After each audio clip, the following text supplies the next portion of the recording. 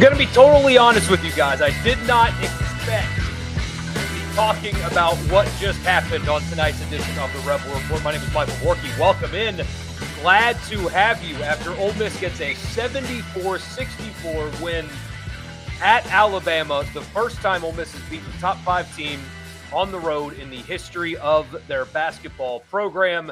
And boy, what a win it was. I'm going to be honest with you. I'm being fully transparent with you tonight. I'm a little stunned about what happened. I did not expect, not only did I not expect Ole Miss to win this game by double digits, I didn't expect them to do it by holding Alabama in the 60s. I knew, and we talked about Ole Miss having a really good defense. They're a good defensive basketball team. Now we have learned they are a legitimately, for real, good basketball team. This win is going to change perception about this team. This win is going to change perception about what their ceiling is. Changes everything for Ole Miss. I know they're only 4 games into an 18-game conference slate, but nobody goes to Alabama and wins since Nate Oates has been there.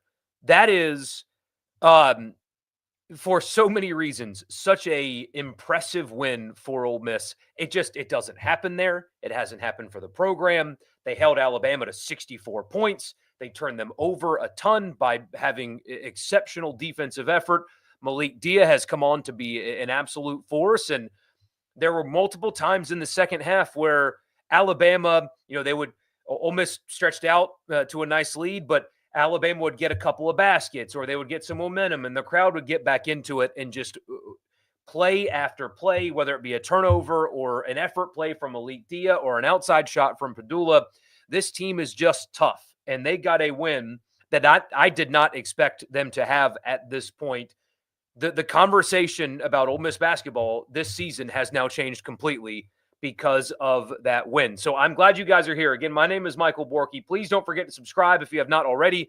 If you are watching or listening for the first time and you want Ole Miss content more often, just pull out your phone in your favorite podcast app and search Rebel Report and subscribe and leave a rating and a review. And this edition of the podcast is presented by the Gregory Law Firm. DJ Gregory, he's in Fulton, Mississippi, but he can take care of you anywhere in Mississippi for personal injury. If you've been personally injured, don't waste another second. Wake up tomorrow. I know the coffee is going to taste really good tomorrow morning. Or if you're listening on Wednesday, the coffee tasted really good for you this morning. But if you have been personally injured, 662-397-9799 is the phone number. So after you're done enjoying your refreshing post-victory drink of choice, if you have been in a situation like that, give him a call. Also, small business owners, if you want to start a small business and you don't know legally what to do or where to turn, or if you're currently a small business owner and you need some legal advice, DJ Gregory, the Gregory Law Firm, 662-397-9799. Don't delay, call DJ today. So let's start big picture, and then we'll go in. No, actually, I'm going to start individual because why not? Malik Dia, to get a win like this, you have to have full team effort. But Malik Dia, 23 points, 19 rebounds, 11 of 21 from the field. I said this on Twitter, and I firmly believe it. He's got a skill set offensively that's very impressive. We've talked about it. He can score from the outside, although he did make a 3 tonight, only took 3 of them. But he can score from the outside. He can put the ball down and dribble and beat you off the dribble. He can make mid-range shots, and he's really crafty and good around the basket. Don't get me wrong here. He's got a high-level offensive game. But what Malik Dia did tonight was effort. He beat Alabama. And I don't like saying things like this too often because you can't, quote-unquote, quantify it. But 23 and 19, I think, quantifies it. He beat Alabama. He owned Alabama tonight with effort. He was the more physical. He was the tougher player than anybody that Alabama threw at him. Malik Dia in particular. Now, again, you have 5 players in double figures. You had some clutch offense down the stretch from not him. Defense, they were great. But you've got to start with this team and this win by talking about Malik Dia. He won by wanting it more than his opponent. And his effort tonight, and I mean that quite literally, his effort is what carried Ole Miss to a win most especially. And he has come on to be, he went from a player that you can kind of see, potential to you're going to get maybe not 23 and 19 every night, but that guy is a weapon both offensively and now rebounding. He's getting himself in good position. He's physically tough. And I mean, second chance effort and body positioning and all of the things. He was unbelievable tonight for Ole Miss. But I think the biggest thing uh, that he showed you was that he can be physically dominant and just have one of those I want it more than you, and so I'm going to take this from you kind of games.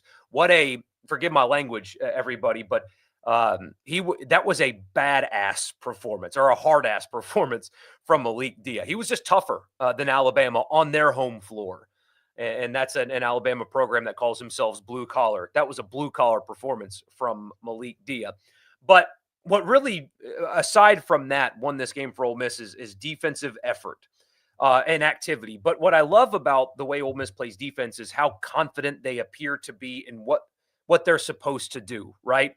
They rarely make mistakes defensively. They rarely have a guy with a clean, open look where there was miscommunication or a blown assignment, if you will, or something like that. They are very clearly in deep understanding of what they're supposed to do. They're confident in that. It looks like they're not thinking, that they're just acting and doing. They are prepared well. They are schemed well. And I mean, they're smart. They're intelligent defenders. They disrupt passing lanes. I mean, how often do they force Alabama baseline and Alabama wants to drive and kick, right, for open outside shots? And Ole Miss would not allow them to get those open outside shots because they were anticipating what Alabama was going to do. It felt like Ole Miss's defense tonight so often was one step ahead of Alabama with what Alabama wanted to do offensively. It's almost like Ole Miss knew what Alabama was doing almost at all times. It's the comfort and the confidence in what they're doing. Their preparedness is obviously high level, athletic enough to be able to do those things. Morrell and Padula defensively, especially those two guarding Sears, they had him in hell. So you had, and it was, I mean, when you have a defensive effort like this, where you hold Alabama to 20 of 47 from the field, 5 of 20 from three. The only reason why Alabama was able to stay in this game, quite frankly, was their 26 free throw attempts. But you turn them over 21 times because of confidence in what they're doing, the ability to, react instead of think, if you will, just the confidence in what they're doing defensively, disrupting passing lanes, being athletic enough to defend at multiple levels, having Alabama's best player in hell with multiple guys being thrown at him. Defensively tonight, they were, it was special. And that's 4 games in a row now where they are holding an SEC opponent to below their averages offensively. I knew, and we talked about how good they were on that side, in that element of the game. I did not think that they were capable of this, but we now know that they are capable of this. And I think that Alabama's offensive output was far more about what Ole Miss threw at them than what Alabama was unable to do themselves. I just think that defensive activity and that effort and their scheme, if you will, was, I keep saying if you will, forgive me, but that kind of thing travels. That is, as we talked about last time, that is replicatable. That's something that you can expect from this team every night. And they go to Alabama and win this game when they were 27 of 70 and 6 of 21 shooting the basketball. They only got to the free throw line, and this is a little weighted as well.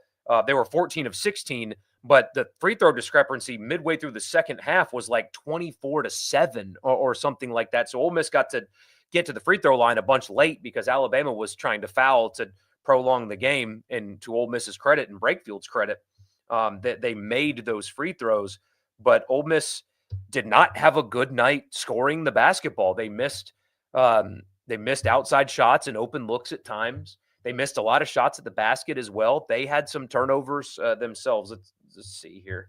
They had only 7 turnovers. Ole Miss did a good enough job protecting the basketball tonight, but the point I'm trying to make is that wasn't like Ole Miss went into Alabama and they just shot above their heads and made, 55% of their threes and stuff like that. No. What Ole Miss did tonight is they can do it again. It's not an upset like where you get in basketball where just you have a team play above their heads. Ole Miss didn't play above their heads tonight. This is who they are. This is what they're capable of. And you cannot overstate how big of a win that is in that venue, a place where just nobody in the SEC wins. That is just a rare win for Chris Beard and his team. Mentioned Dia going 23 and 19. Brakefield and Murray did most of their damage late in the game. Brakefield, again, I mentioned his free throws. He was 7 of 7 from the free throw line. Clutch stuff from Jamin Brakefield when Alabama was trying to chip away and it was a little uncomfortable there towards the very end of the game. He was the one that was inbounding the ball and didn't turn it over. And because of how they were doing it, it was going right back to him, and he was getting fouled, and he would get to the line, and he made a handful of free throws clutch late. Murray had a couple of bad possessions in the second half. He was 4 of 13 from the field, but did make 2 of his 4 3-point shots. They still need a little bit more out of him. He can have and make better decisions down the stretch in those important possessions. But Dula had 12. He had a really big 3 in the second half. Had 3 steals as well, as did. So Matt Morrell had 3 steals. Again, he had 11 points on 3 of 9, but he and Padula had Sears in particular in hell tonight. So 2 electric defensive performances from those 2 guys for Ole Miss. So again, Dia with 23, Murray and Brakefield with 13, Padula with 12, Matt Morrell with 11. And Ole Miss gets the 74-64 win over Alabama. Alabama was 7 in the net going into this game. So that will, you can guarantee that will remain a quad 1 win. But that is the kind of win that will be at the top of a resume for the rest of the season. That is a national championship contending Alabama team that Ole Miss just lined up and bullied for about 40 minutes tonight. So a massive win. And let's get to your comments after I tell you the podcast is brought to you in part by Advantage Business Systems. Check them out online at absms.com. Advantage Business Systems has you covered for all of your Mississippi office technology needs. If you need office tech, copiers and printers, mail machines, cloud storage, data security, IT projects, phone systems, whatever it is, absms.com is the website. Tell them I sent you, and you'll get a complimentary office technology assessment. The podcast is also brought to you by Priority One Bank. They make you their priority. Got local loan servicing and decision-making. So if you need a loan or you have one with them and you need it serviced, it's somebody that you'll sit down with and build a relationship with because they make you their priority. It's not somebody that you hop on Zoom or talk to out of state to get a loan. It's somebody that you'll build a relationship with. They got 16 locations here in Mississippi, so there's likely to be one in your backyard. Bank with me at Priority One Bank. All right. I have a feeling that most of these comments are just going to be you guys elated, which is totally fine. And let's just go through them together. We get an LFG. What a game. That defense is freaking outstanding. Just love the confidence in which they play defensively. I mean, everybody clearly knows exactly what they're supposed to be doing almost at all times defensively. And that speaks to their work. And also it's a very, we talked about it last time, a veteran basketball team, but it speaks to coaching as well. Mark Adams was a huge addition for Ole Miss, clearly, but it speaks to coaching. That is what a Chris Beard basketball team is supposed to look like, is the one that played for Ole Miss tonight. Well, this basketball team is certainly for real. I think it is undeniable at this point. Now, they're still going to be – they're going to lose eventually, right? They're going to lose basketball games. It will happen. This league is too good. But you now know what their ceiling is, right? That was the question going into this game is, hey, look, these next two, with Alabama and Mississippi State both on the road, those are tough places to play. Although Mississippi State got smoked by Auburn tonight, that'll still be that's a tough environment. That'll be a tough place to play. Then we'll learn what this team's ceiling is. Now we know. Now we know what their ceiling is. Again, HYDR, a whoop whoop, an all caps massive. Absolutely right. What a game. Let's go. Like the video for the win. Yeah, that would be much appreciated. That's got to be the biggest win in Ole Miss basketball history, right? Probably the biggest regular season win. One regular season win is not bigger than any tournament win. But I would venture to guess that it's their first ever of its kind. So gotta be the biggest regular season win in program history.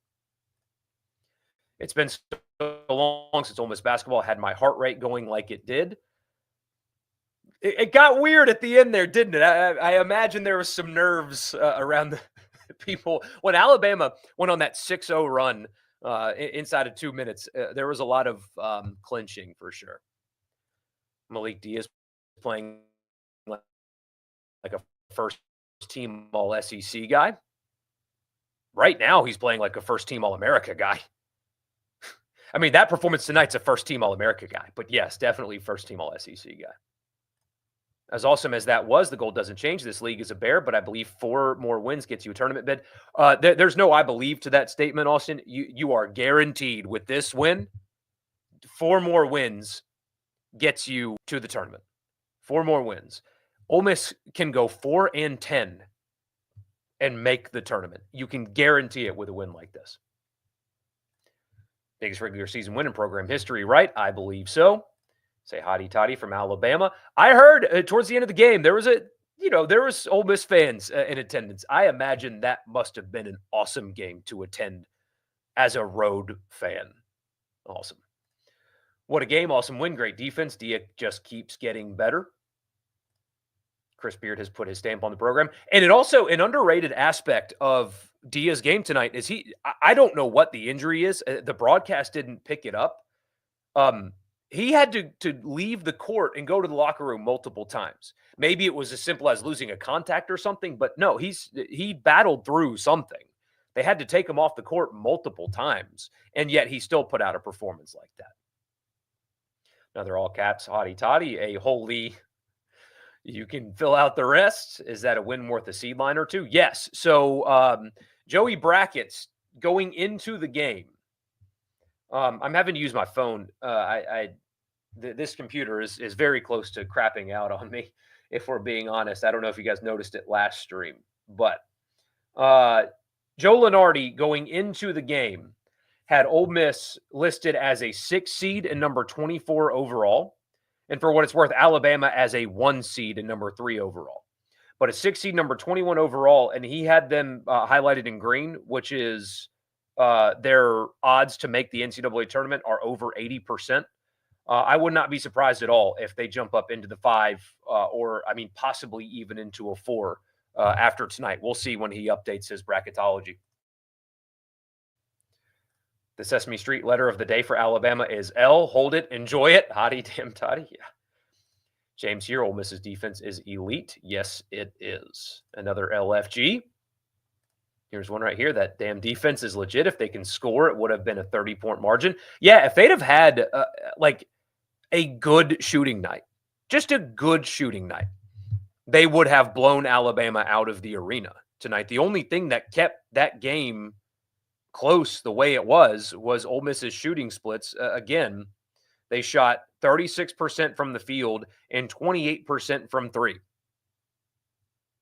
Ole Miss won by 10. Think about that for a second. Ole Miss won by 10 at Alabama, a place nobody wins, shooting 38% from the field and 28% from 3. Think about that. That's crazy. Brakefield was clutch. Absolutely clutch on the free throw line late. Absolutely. You'd love to know what Chris Beard says to those guys at halftime. They come out playing differently in second half of every game. They are fun as hell to watch. Another one, incredible effort, all-time great win on the road, 21 forced turnovers. Yep. Just a all caps DIA. Yeah, they need they need to go ahead and if they have jerseys or even just jerseys, Dia gear needs to be plugged out there tonight. There is you got to capitalize now, right? Tweet out the link to whatever store that has them and sell some Dia gear tonight. You'll do it. I'm a huge football fan, but not very knowledgeable about basketball. This was epic. I will watch basketball all the time now. And everybody loves points, right? Offense is what sells tickets. But watching this team put the clamps on defensively is that's a lot of fun. That's an enjoyable experience as well. How disruptive they are, how fast they are, and the decisiveness and the traps and the disrupting passing lanes and all of the things. It's so much fun. The pavilion is going to be an absolute madhouse. Yeah, regardless of what happens on Saturday. I mean, there's no excuse for the Texas A&M game. Although I think, and I'm worried about guys. I know it's coming here. Let me look right now. Okay, looks good in Oxford. Now it's going to be freezing. Tuesday, a high of 24, low of 12, but it doesn't matter because you're inside, right? The beautiful climate controlled arena. We are expecting snow here on Tuesday here in this area, but apparently not in Oxford. So yes, there is no excuse for the pavilion to not be an absolute madhouse for the Texas A&M game. Yes, Ole Miss looks great. Thank God we look amazing, playing great from Mooreville, Mississippi. Glad you're with us, Tyler. Appreciate you being here. If the team I saw tonight plays consistently, they can be a serious threat to win the league. Chris Beard called it a first place game and people laughed at him. I don't know if any people are laughing now. If this team got off to better starts, they'd be absolutely insane. Yeah, Ole Miss had what, 2 points through 5 minutes through the first 5 minutes? Dia should be player of the week, in your opinion. National, especially depending on what he does Saturday. We are in for a really, really fun spring. I think that you are right.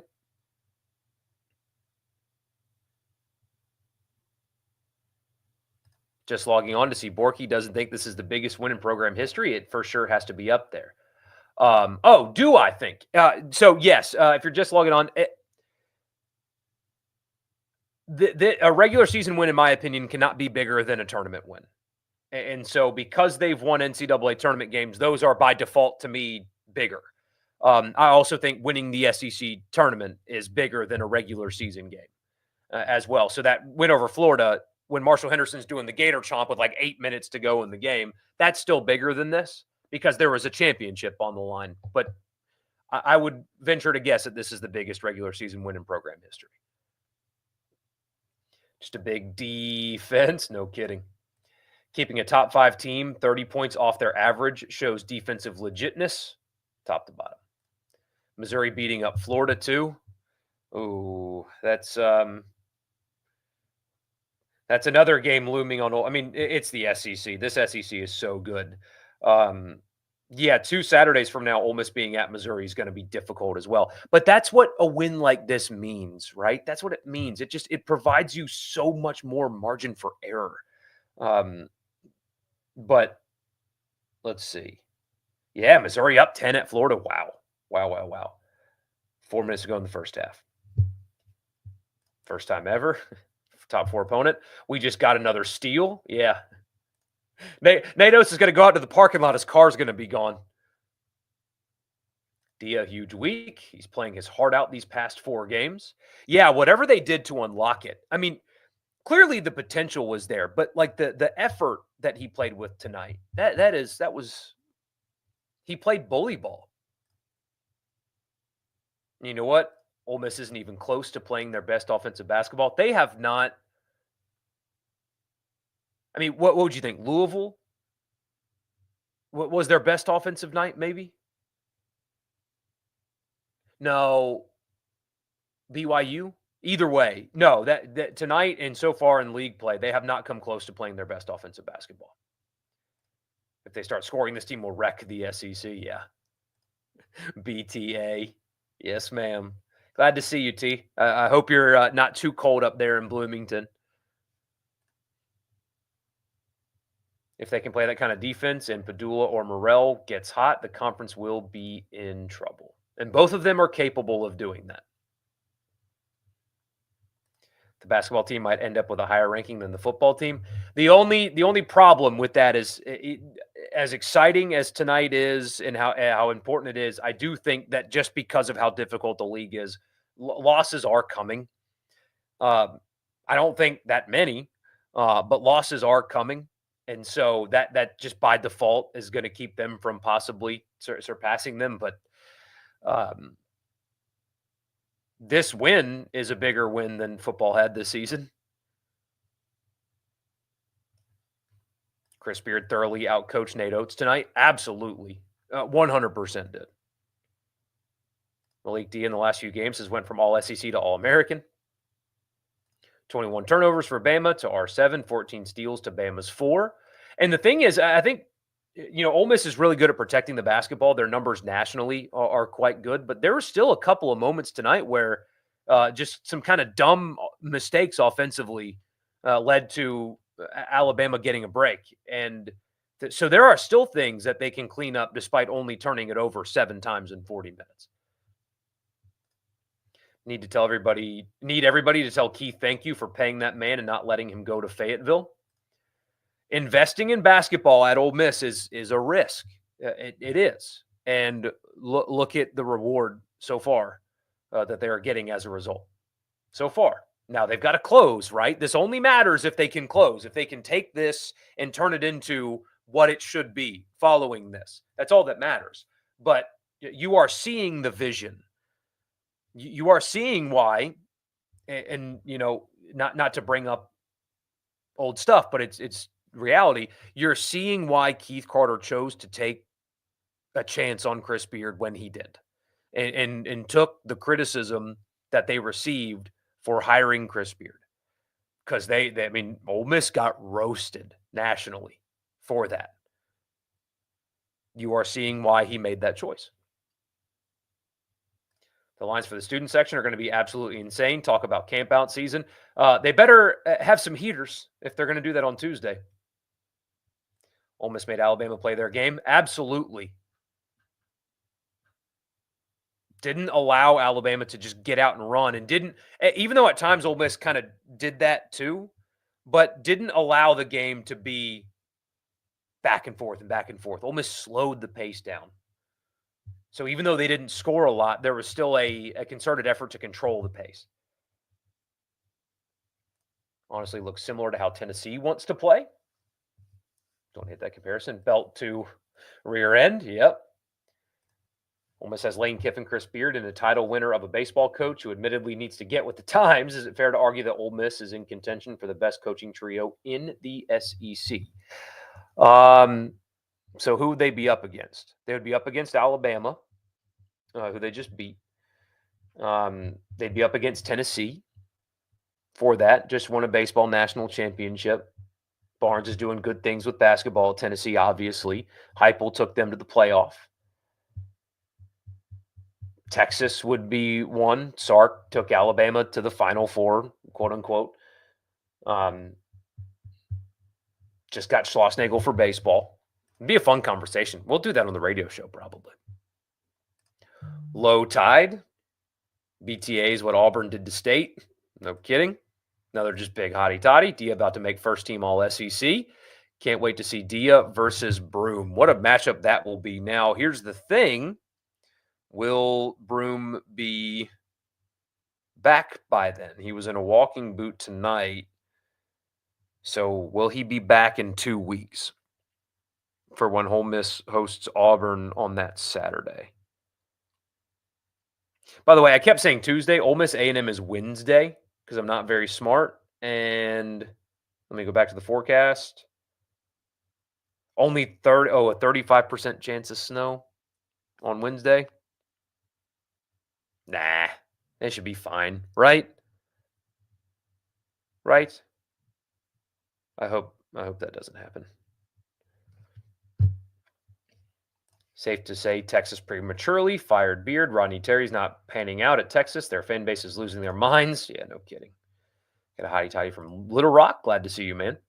D is a grown man, suffocating defense by the Rebels, and thanks to assistant coach Mark Adams. Let's make a deal. If Ole Miss makes the Sweet 16, you get a curtain rod. No. No. I'm going to be sad when I eventually move and have to get a new home office and make a new studio, and it won't look like that anymore. Looked like we knew their offensive system to a T. Preparedness. They were just prepared. Just to go Rebs. Ole Miss had the damn refs on their side all game. Are you sure? Are you sure that's what it was? I don't think that's what it was. I don't. No, no, that was not. That game didn't happen because of officiating. Frankly, again, the free throw discrepancy was heavy in Alabama's favor until the end. Got to go to the Ole Miss Kentucky game in Oxford. He needed fluids. Okay, I missed them mentioning that on television. So that's good. That's obviously the best case scenario for why he had to leave the floor a couple of times. I don't know how I missed that, but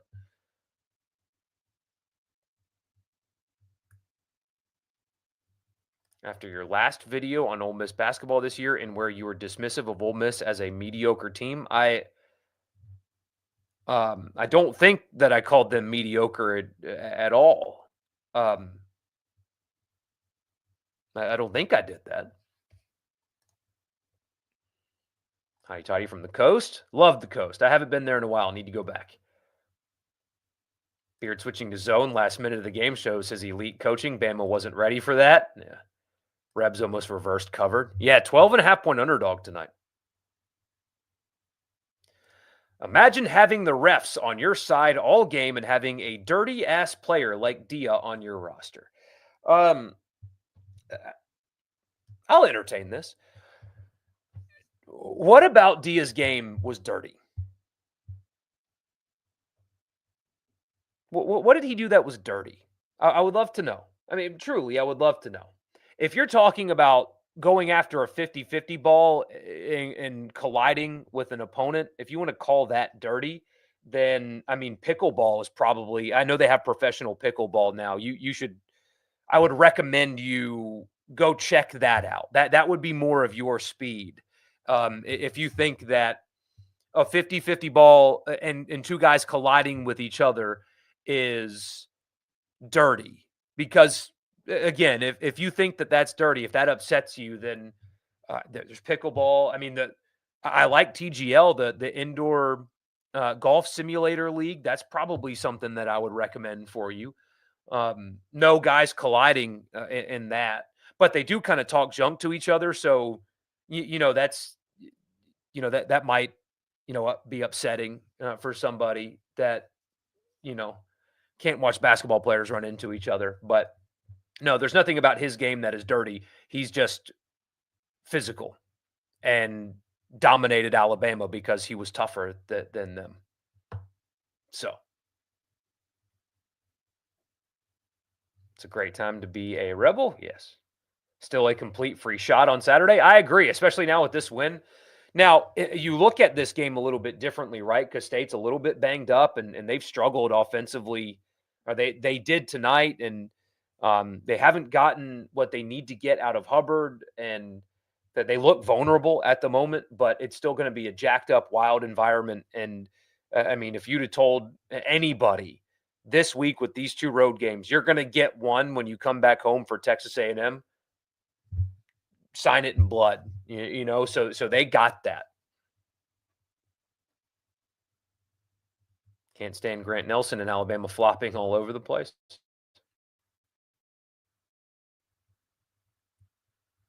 Almost got a very lucky win tonight against Alabama, and Alabama is still a way better team.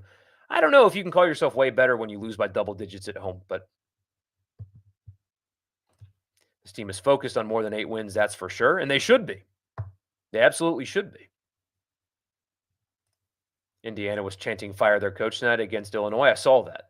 I saw that. Indiana better stay away from Beard. I don't think you got to worry about that. Calipari looks insanely stupid in that big red Clifford jacket. Okay. what is up with you guys? You'd say Auburn would be in that conversation for the best trio of coaches, but Freeze takes them out of it. I agree. Auburn's got the basketball thing down for sure, and baseball as well. But yeah, can we talk about how clutch Brakefield was tonight, hitting the front end of 2 straight 1-and-1s that sealed it? Absolutely, and looked really calm doing it. Right. Those were 2 huge free throws, because if he misses that first one, especially, who knows how that ends at that point. But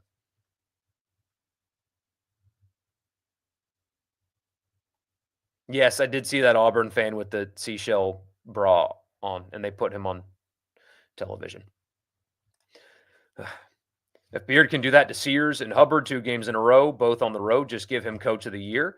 I am so curious to see how Ole Miss tries to defend Mississippi State because State's got shooters. Hubbard is not their only scorer. They've got some physicality as well. Matthews is tough.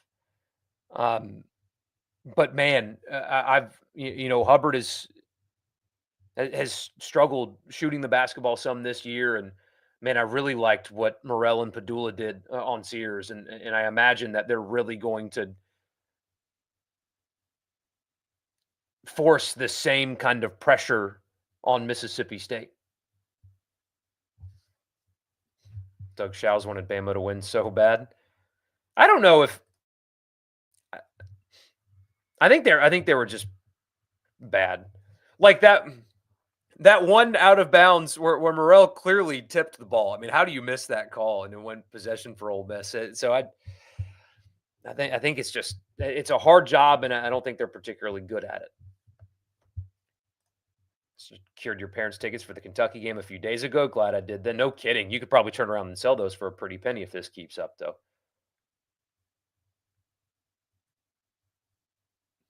Porky throwing haymakers. I like it. There's an easy way to handle trolls, and that's how. If you're ever seen playing pickleball, know that I'm being held hostage and need help. I mean, it kind of looks like fun, but I have not played it yet. Who will be the best player on the basketball team, on the baseball team this year? Oh gosh. I think you need it to be Hunter Elliott. Dia honestly looked like Dikembe Mutombo. Very hard to stop. NBA is looking now. I wonder if he's like high end athletic enough. But his game is an NBA game for sure. If Morel gets a shot back, then the sky's the limit. His defense was great tonight, though. Absolutely. Bam. I like Matt Morel, and I know that there's been some conversation around him, and if he has reached his potential and stuff like that. But I think that he's done some good things for Ole Miss. I think he can do more and produce more. But I don't know. I think that he's affecting the game in more ways than just scoring points right now, and he can give them more, certainly. But I don't think he's deserving of some of the response.